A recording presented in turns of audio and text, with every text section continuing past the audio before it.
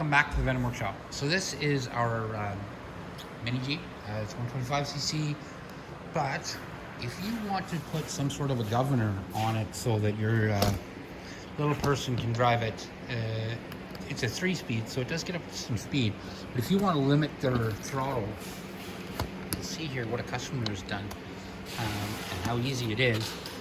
Just get yourself a 5-inch bolt, and you just have to put it through the pedal, so when they put that down to the floor, it gives them a limit to what they can do on the pedal. So there's just a nut on this side and nut on the other side, and we've actually taken it out some so that we could really test it out, but we're going to put it back in for him for when he's driving, because he did have it very, very mild. So his young lad is 5. So that's how you do it though. Just take it, like I said, a 5-inch bolt. It's probably an M8, probably.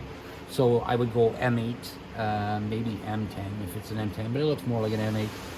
And just a couple of nuts, and that's it, guys. That's how easy it is to put a governor on the little mini Jeep here. And like I said, the more bolt you have on the bottom, the less throttle they get when they hit the pedal. So that's it.